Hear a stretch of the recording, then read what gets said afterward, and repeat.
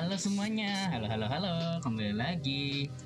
Dan hari ini kita akan membahas suatu hal yang berhubungan dengan materi-materi kemarin. Nah, beberapa materi sebelumnya kan kita sudah membahas mengenai teks anekdot dan juga teks hikayat. Nah, sekarang kita akan membahas suatu teks juga atau suatu karya sastra yang juga sama-sama memuat sebuah kisah, memuat sebuah cerita.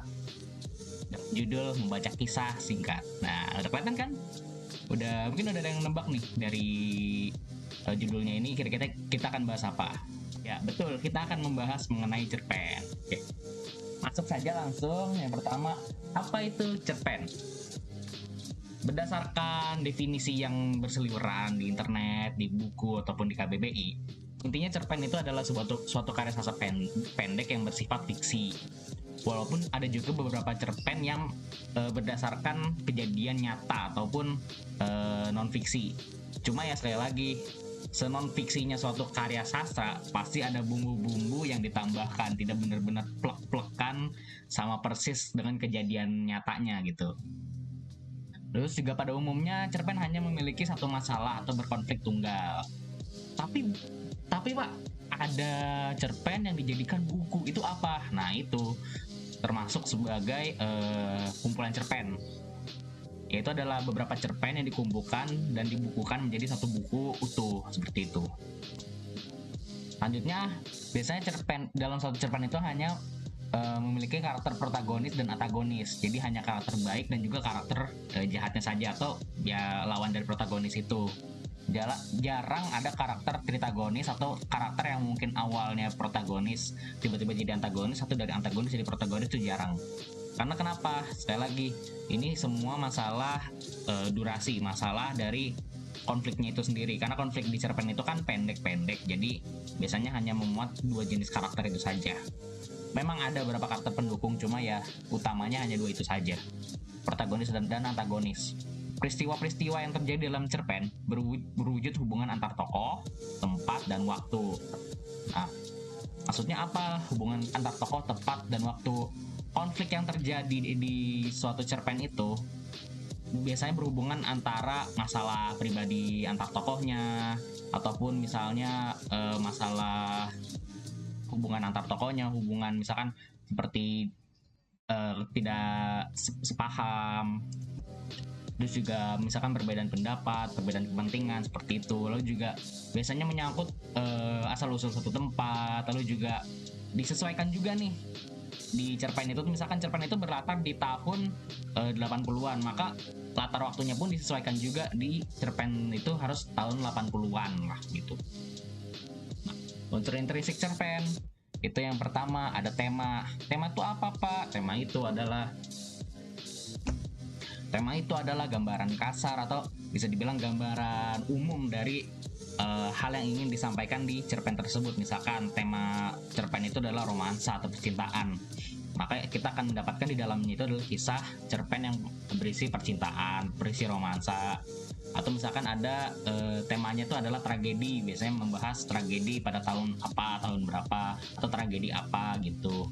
Lalu lanjut ada penokohan itu bisa dibilang pengkarakterisasian lah. Jadi karakter-karakter itu bagaimana mereka bisa hidup, bagaimana mereka bisa berekspresi itu melalui penokohan. Ada yang baik, ada yang jahat, ada yang lemah lembut, ada yang kasar, ada yang galak, ada yang tegas, ada yang santai, ada yang tenang, ada yang terlalu sembrono, segala macam.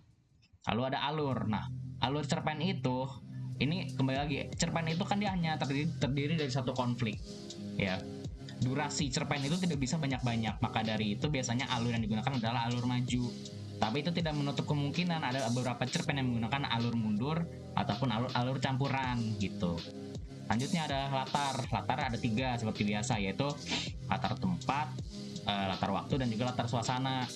Latar tempat itu adalah latar yang digunakan para tokoh saat berdialog atau misalkan di mana cerita tersebut tuh berada. Lalu juga latar waktunya adalah ya seperti namanya, di cerita di cerpen tersebut itu berlatar atau berada pada zaman apa, pada tahun berapa. Latar suasana itu menggambarkan suasana apa yang ingin digambarkan di cerita tersebut, di konflik tersebut, atau di adegan tersebut. Jika suasananya sedang riuh, sedang ramai, maka dibuat seakan-akan itu banyak ributan di sana sini seperti itu. Lalu gaya bahasa. Nah, gaya bahasa ini nih berhubungan dengan latar suasana, di mana bagaimana kita menggambarkan suatu suasana itu kita harus menggunakan gaya bahasa yang tepat. Apakah harus berlebihan, ataukah harus menyindir, ataukah mungkin kita harus menggambarkan suasana saat itu seperti apa. Misalkan kota yang bersinar terang, itu berarti kota itu sangat ramai dengan lampu-lampunya, kota yang modern seperti itu. Lalu sudut pandang. Nah, sudut pandang dalam cerpen itu seperti biasa terbagi menjadi 3 ya, yaitu sudut pandang orang pertama, orang kedua, dan orang ketiga. Walaupun kebanyakan cerpen dia menggunakan sudut pandang orang pertama, karena sekali lagi masalah apa? Durasi. Dimana cerpen itu ya pendek-pendek, hanya satu konflik saja. Kebanyakan menggunakan sudut pandang orang pertama. Tapi ada juga yang menggunakan sudut pandang orang ketiga. Nah, kalau sudut pandang orang kedua itu ya dia dan segala macamnya, dia dan juga beliau, itu biasa digunakan saat maaf, sudut pandang orang kedua itu kan kamu ya. Nah, biasanya kalau kamu itu digunakan saat saat seorang tokoh sedang membalas perkataan tokoh lain seperti itu. Nah, yang terakhir amanat. Amanat itu merupakan pesan yang hendak disampaikan pengarang dalam cerpen tersebut. Oke, tadi ada yang lupa aku katakan, kalau biasanya ini terkait dengan durasi cerpen itu sendiri. Biasanya cerpen itu tidak lebih dari 10.000 kata seperti itu. Kalau ada yang lebih dari 10.000 kata, mungkin bisa dikatakan cerpen jika alurnya ataupun fase penceritaan itu cepat dan bisa diselesaikan dalam sekali duduk ya. Tapi jika fasenya lambat atau terkesan dilambat-lambati gitu loh, ditahan-tahan ceritanya, itu mungkin sudah bisa masuk ke novel ya. Novel ya, atau novel ringan lah. Novel cuma tidak sepanjang novel yang biasanya seperti itu. Nah, lanjut ada unsur ekstrinsik cerpen nih. Yang pertama ada latar belakang masyarakat. Nah, suatu cerpen itu bisa terpengaruhi suatu ceritanya tergantung di mana cerpen itu tuh berdasar gitu loh tempatnya. Jika misalkan dia ada di Jakarta dengan masyarakat yang bermacam-macam, lalu juga kota yang sudah modern dan juga kota yang sudah sangat ramai. Nah, itu kita buat bagaimana di dalam cerpen itu tuh menggambarkan kota Jakarta yang seperti itu. Lalu yang kedua, latar belakang penulis. Latar belakang penulis juga bisa menjadi patokan bagaimana cerita cerpen tersebut itu bisa terjadi. Contoh, aku sebut saja ada satu kumpulan cerpen, itu adalah cerita dari Blora dan juga cerita dari Digul, ya kan? Nah, cerita dari Blora itu dia dibuat oleh Pramudia Anantatur, ya, dan juga cerita dari Digul juga sama oleh Pram juga. Nah, cerita yang ada dalam cerita dari Blora dan juga cerita dari Digul itu berdasarkan pengalaman pribadi dari Pram.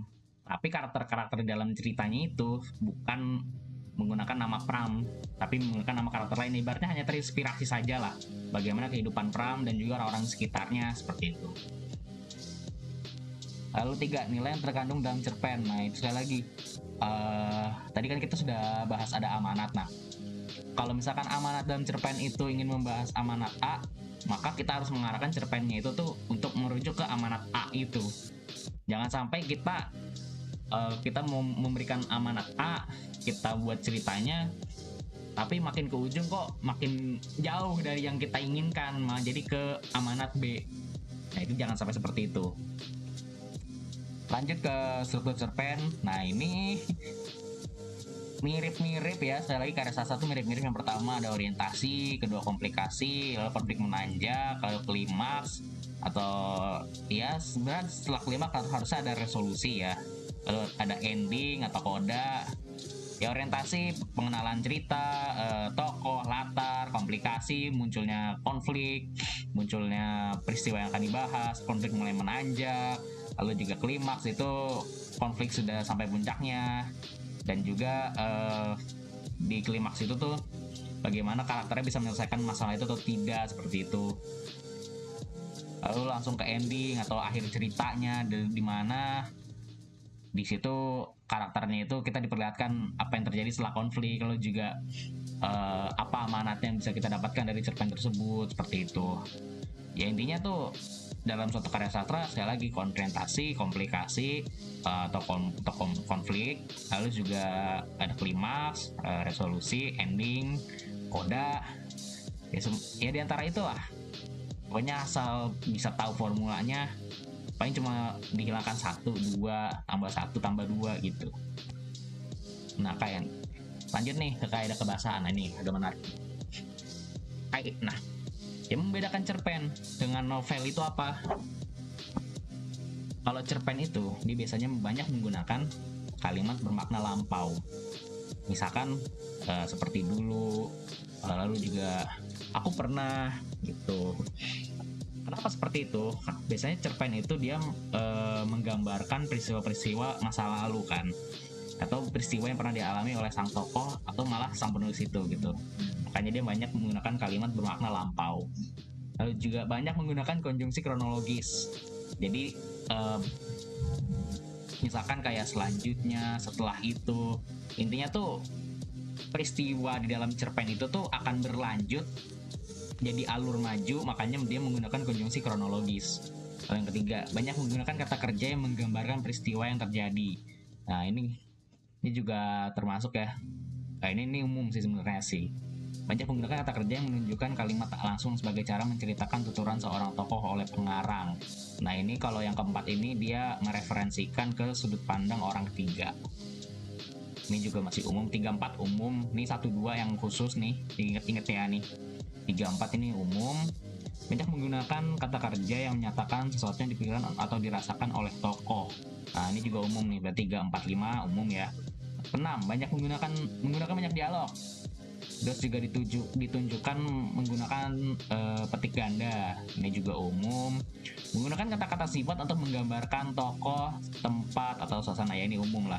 Jadi ini aku bilangnya ini dari nomor 3 sampai nomor 7 itu umum. Nah 1-2 ini yang khusus untuk cerpen, itu rata-rata ya. Nah ini ada beberapa contoh cerpen, atau bisa bilang kumpulan cerpen lah. Nah yang pertama nih aku bilang tadi nih, cerita dari Blora karya Pram. Yang ini menceritakan dia berdasarkan masa kecil Pram ya, atau bisa dibilang kampung halamannya Pram. Setelah buku ini kalau nggak salah Pram itu sempat membuat lagi cerita dari Digul. Kalau cerita dari Digul itu saat si Pram itu diasingkan, saat Pram itu saat Pram itu tuh ditahan. Nah ini saat di masa lalunya Pram lah, sebelum dia menjadi penulis, sebelum dia mengkritik pemerintah sana sini bla bla bla gitu. Lalu ada robohnya surau kami. Nah kalau robohnya surau kami itu digambarkan sebagai, mungkin bisa dibilang kritik kepada manusia ya, karena ada ini gini, manusia itu di sini gambarkan dua, antara yang terlalu berpatokan ke akhirat banget, dan juga yang sangat berpatokan kepada dunia. Padahal kita sebagai manusia itu harusnya kan balance atau seimbang gitu loh. Akhirat kita beribadah untuk akhirat, tapi kita juga terus bekerja untuk dunia gitu. Jangan condong ke salah satunya aja, tapi ya harus rata, harus balance, harus seimbang.